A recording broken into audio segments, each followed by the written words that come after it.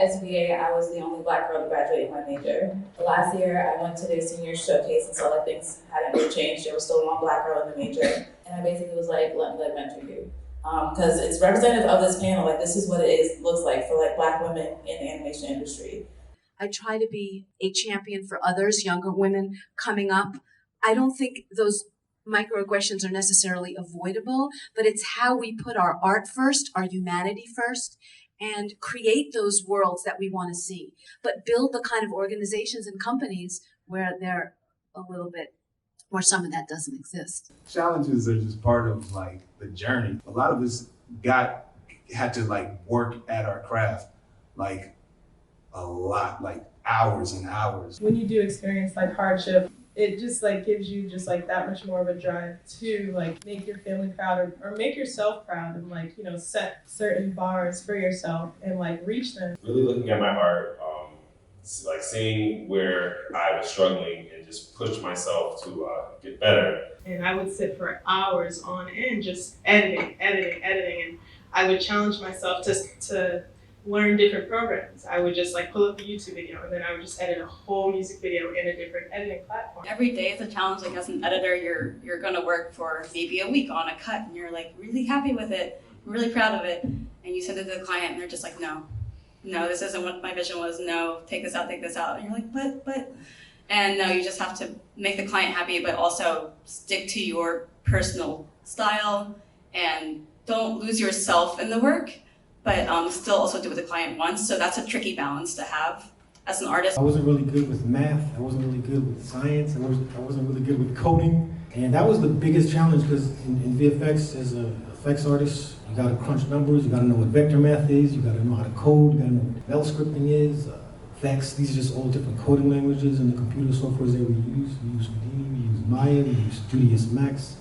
I have to know all these programs. So it's just, like Matt said, endless hours of you just grinding, crunching numbers, reading papers, watching tech talks. So you have to do as much as you can to absorb as much information as possible. Because when that spotlight's on you, that pressure's on you, you can't shy away from it because pressure is actually a privilege, because that means people are counting on you. I used to put work in my portfolio that I just thought was generally good, that showed that I was a good artist, but not necessarily in the specific style that I want to work in. Like, for example, I like really crisp, really like highly designed, cel-shaded style. But if I don't put that specific style in my portfolio, people won't hire me to do it. I think that's something really important to recognize, that you really got to be selective and specialize with what you put in your work. Really connect to deeply what you want to make if you had all the time in the world. And I think that will make everything better for you. When you are showing that to the world, whether it's Instagram or your website or Twitter, you're going to get more jobs because of that. You'll be happier. People will be seeing like what your like deep artistic soul wants to put out.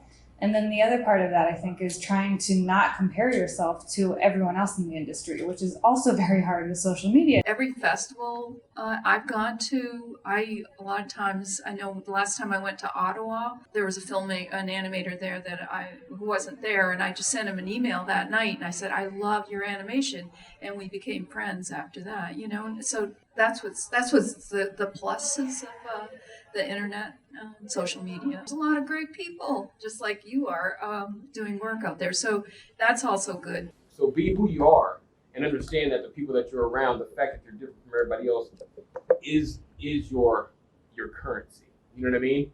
The diversity of any studio, if you go to any studio or gaming company, the diversity is what makes it great.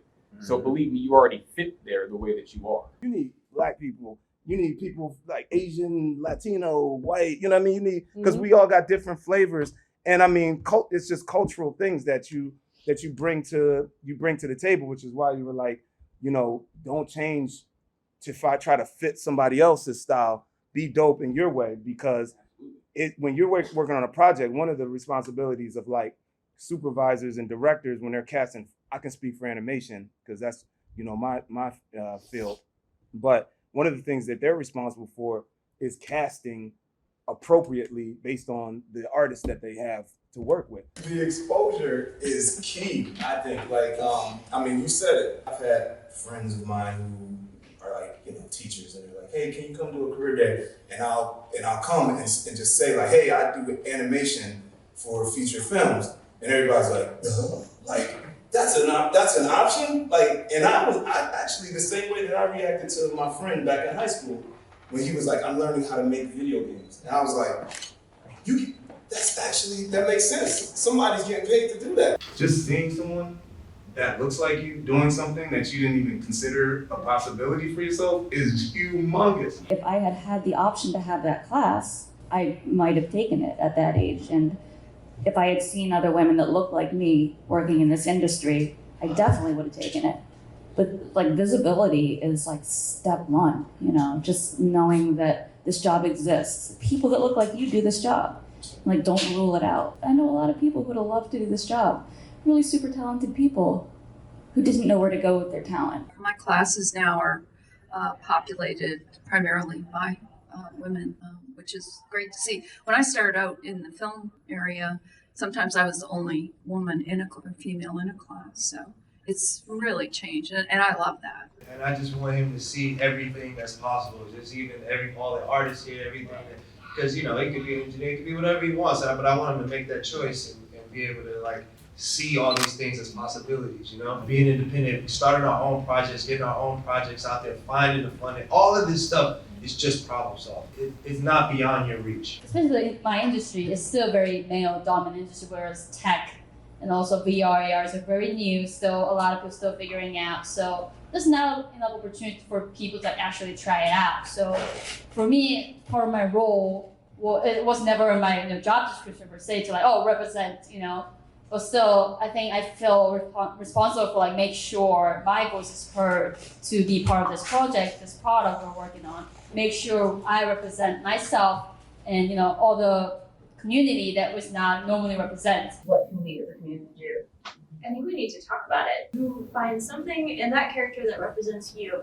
And when you're looking at a range of all of these characters that you're developing in-house, and you're like, there's nobody in here that I see as like that I can relate to because they don't have my struggle or they don't have my ethnicity even. It's really hard for you to connect with that character on so many different levels. They will discuss ethnicity, race, and all of their issues and what comes with it. And if nobody in the room speaks up, then it's just going to slide into what is like the status quo. It's important to have the animators and things to come in with the antics and the movements with the actual gestures more so true to character. And then also we have women characters in this movie, and it's an action movie. And Jen and I also were talking about she probably wouldn't keep her heels on with running. Like she'd have to kick them off or they'd break. But that's the importance of having more women a part of the animation department, more women in part of story and things like that, because those are nuances that get overlooked. And then make it more authentic. Our projects benefit from being able to have that diversity. Here you have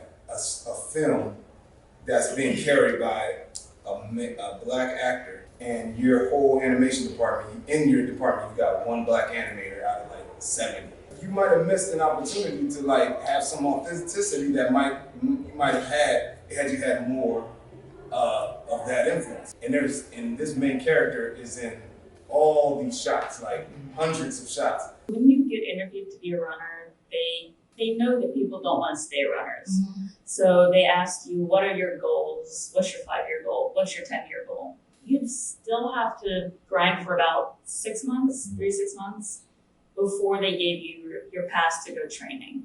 And the great thing is I had built a lot of friends there, and it was easier for us to all go down together, be seen as a group, because that's the most important thing. Work with people, build those bonds that, might carry out, after beyond school and everything, and then just keep grinding on your stuff so you're, stay ready so you don't have to get ready. You see all the qualifications listed on job applications, and then you're like, okay, I don't meet like 3, so I'm just not gonna apply. And I encourage people to apply anyway, because if you can make it into the interview and they really like you, then you're like gonna be fine.